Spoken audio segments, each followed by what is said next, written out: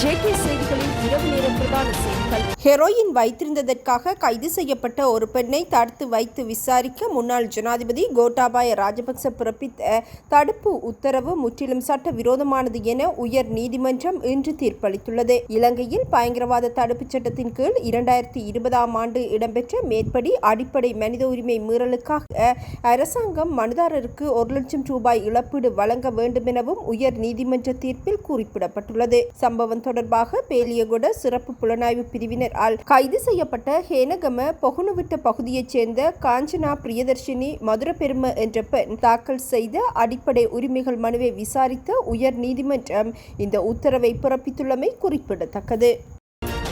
புதிதாக இறக்குமதி செய்யப்படும் வாகனங்களை இலங்கை சுங்கத்திலிருந்து விடுவிப்பதில் ஏற்பட்டுள்ள தாமதத்தை சீர் செய்வதற்கு நிதி அமைச்சு மற்றும் ஏனைய சம்பந்தப்பட்ட நிறுவனங்கள் உடனடியாக தலையிடும் என அமைச்சரவை பேச்சாளர் அமைச்சர் நலிந்த ஜெயதிச தெரிவித்துள்ளார். இன்று அவர் இவ்விடயத்தை அறிவித்துள்ளதுடன் 5 வருடங்களின் பின்னர் வாகனங்களை இறக்குமதி செய்வதற்கு அரசாங்கம் அனுமதி வழங்கியுள்ளதாகவும் குறிப்பிட்டார்.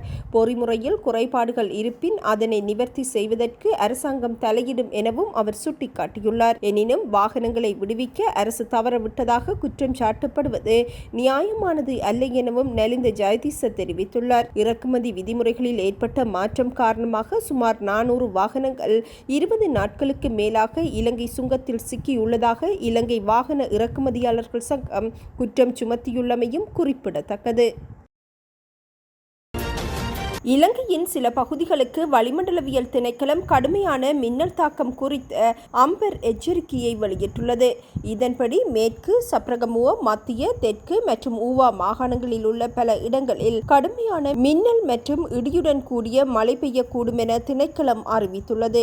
இடியுடன் கூடிய மழையின் போது தற்காலிகமாக உள்ளூர் பகுதிகளில் பலத்த காற்று வீசும் எனவும் எச்சரிக்கை விடுக்கப்பட்டுள்ளது. மின்னல் தாக்கத்தினால் ஏற்படும் சேதங்களை குறைப்பதற்கு பொதுமக்கள் போதிய முன்னெச்சரிக்கை நடவடிக்கைகளை மேற்கொள்ளுமாறும் வளிமண்டலவியல் திணைக்களம் பொதுமக்களை அறிவுறுத்தியுள்ளது. கண்டி தலாத்துஓயா போலீஸ் பிரிவில் உள்ள கிரிமெட்டிய வீதியில் இவ்வாண்டு கல்வி பொதுத்தராதர சாதாரணதர பரீட்சை எழுதவிருந்த 15 வயது மாணவி ஒருவர் சுய நினைவின்றி கிடந்த நிலையில் மீட்கப்பட்டுள்ளார். போலீஸ் அதிகாரிகள் தலையிட்டதை அடுத்து சுவசெரிய ஆம்புலன்ஸில் மருத்துவமனைக்கு குறித்த மாணவி அழைத்துச் செல்லப்பட்டதாக போலீசார் தெரிவித்துள்ளனர். நேற்று அதிகாலை 5:30 மணியளவில் தலாத்துஓயா போலீஸ் பிரிவில் உள்ள பெல்வுட் சந்தையில் இருந்து கிரிமெட்டியாவிற்கு செல்லும் வீதியில் மாணவி மயக்கமடைந்த நிலையில் காணப்பட்டார்.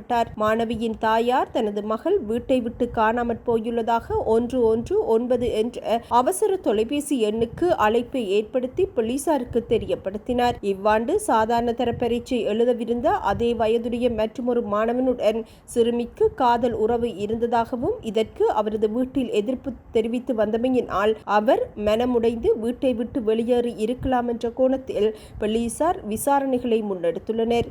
மாணவி தற்போது பேசுவதில் சிரமத்தை அனுபவித்து வருவதாகவும் போலீசார் குறிப்பிட்டுள்ளனர்.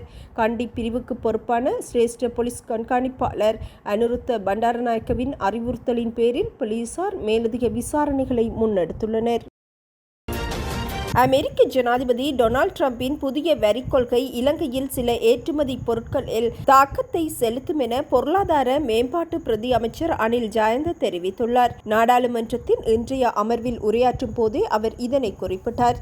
எதிர்வரும் ஏப்ரல் மாதம் முதல் நடைமுறைக்கு வரும் வகையில் அமெரிக்க ஜனாதிபதி டொனால்ட் டிரம்ப் புதிய வரி கொள்கைகளை அறிமுகப்படுத்தியுள்ளார். இதனால் இலங்கையின் ஆடைகள், ரப்பர், தேங்காய் மற்றும் பிளாஸ்டிக் ஏற்றுமதி பாதிக்கப்படக்கூடும். டிரம்பின் வர்த்தக கொள்கையின் எதிர்மறை விளைவுகளை குறைப்பதற்கான நடவடிக்கைகளை இலங்கை ஏற்கனவே மேற்கொண்டுள்ளது. வாஷிங்டனில் உள்ள இலங்கை தூதுவர் ஏற்கனவே அமெரிக்க அதிகாரிகளுடன் பேச்சுவார்த்தையில் ஈடுபட்டு இலங்கை அமெரிக்காவுடன் நல்ல இருதரப்பு உறவுகளை கொண்டுள்ளதுடன் அந்த நாட்டோடு வெற்றிகரமான ஈடுபாட்டையும் கொண்டிருக்கின்றது.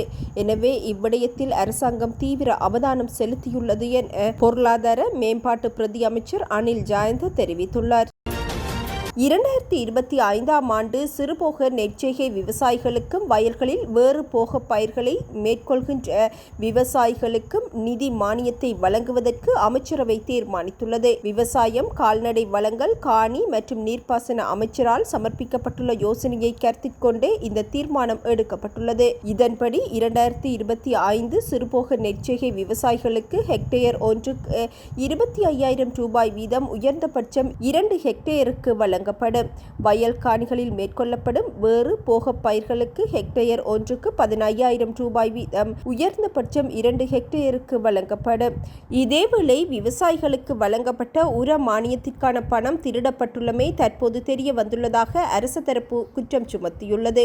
அத்துடன் உர மானியத்திற்கான பணத்தை சில விவசாயிகள் பெறவில்லை எனவும் விவசாய பிரதி அமைச்சர் நாமல் கருணாரத்ன குறிப்பிட்டுள்ளார். இன்றைய நாடாளுமன்ற அமர்வின் போது சுசந்தகுமார நவரத்ன எழுப்பிய கேள்விக்கு பதிலளிக்கும் போதே விவசாய பிரதி அமைச்சர் இதனை குறிப்பிட்டார்.